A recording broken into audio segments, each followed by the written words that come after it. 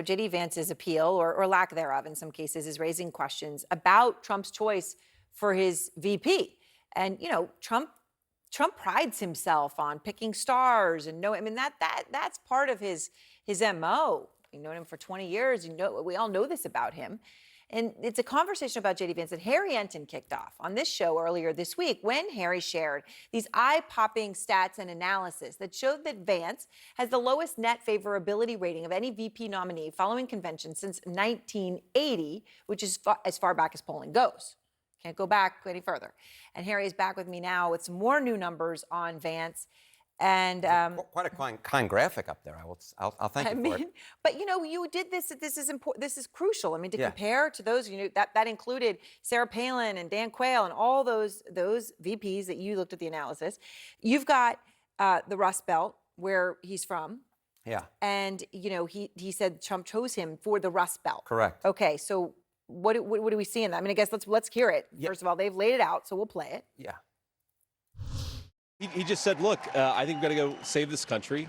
I think you're the guy who can help me in the best way. You can help me govern. You can help me win. You can help me in some of these Midwestern states like Pennsylvania, Michigan, and so forth. Does J.D. Vance help Trump in those states? Not according to the favorable ratings.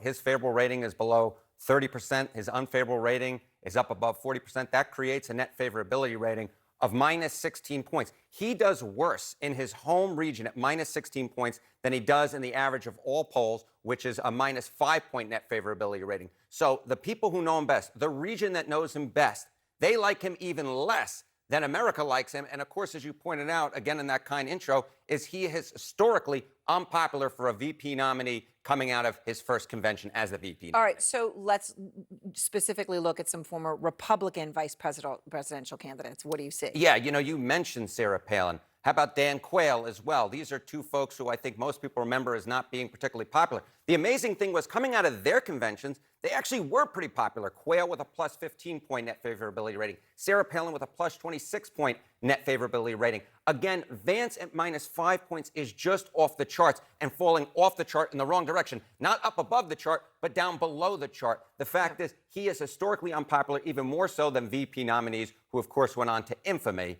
at least in terms of right. So you look at what happened to those two, and they plunged. Some may say, well, maybe there's nowhere to go but up for Vance, but in margins, that's not true. It can get worse and worse. It can get You definitely just don't worse. know which way it will go. All right. So when this comes to the broader country, you talked about how the area that knows him best right now in the favorability likes him least, but undecided voters. That's what this is about. There are more of them than a lot of people care to admit. Yeah. And prior to the seismic shift in the race, many of them may have gone for Trump. Could have. Now, who knows what they're going to do? How does Vance play there? He doesn't play well with them at all. His favorable rating is just 5%. Just 5% hold a favorable rating.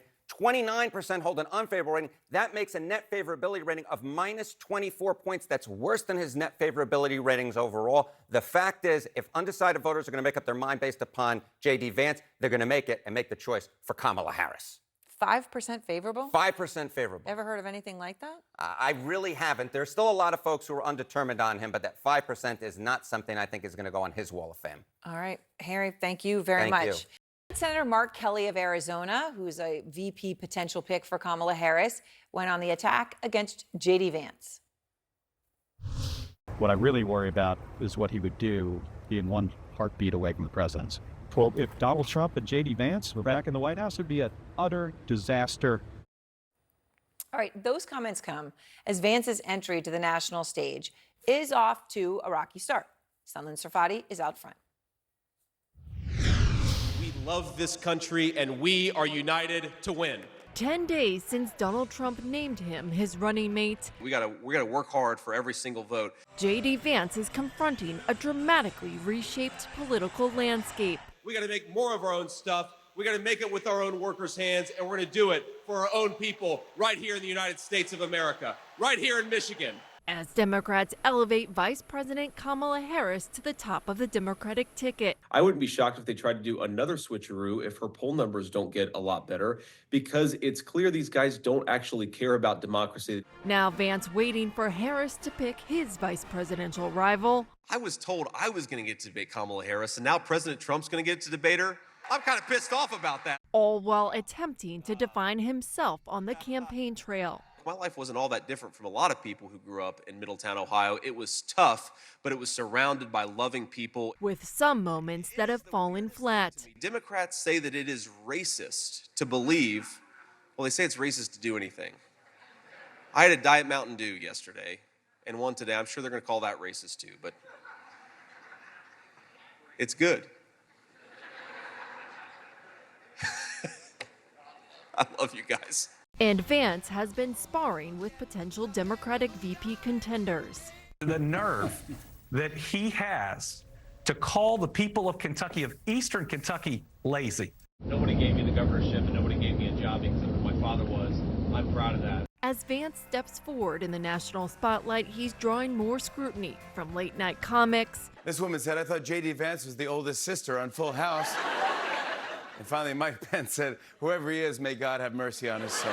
and criticism of past comments like this. We're effectively run in this country via the Democrats, via our corporate oligarchs, by a bunch of childless cat ladies who are miserable at their own lives and the choices that they've made, and so they want to make the rest of the country miserable too. And it's just a basic fact. You look at Kamala Harris, Pete Buttigieg, AOC, the entire future of the Democrats is controlled by people without children.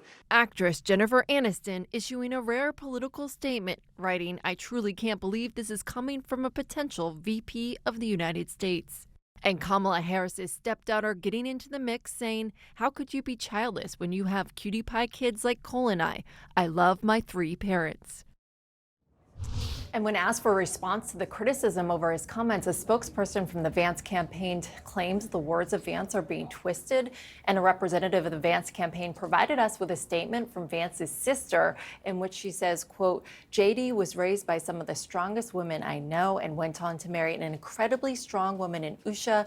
JD is a testament to the women in his life, and the attacks from the media and Democrats that assume anything otherwise is vile." Erin?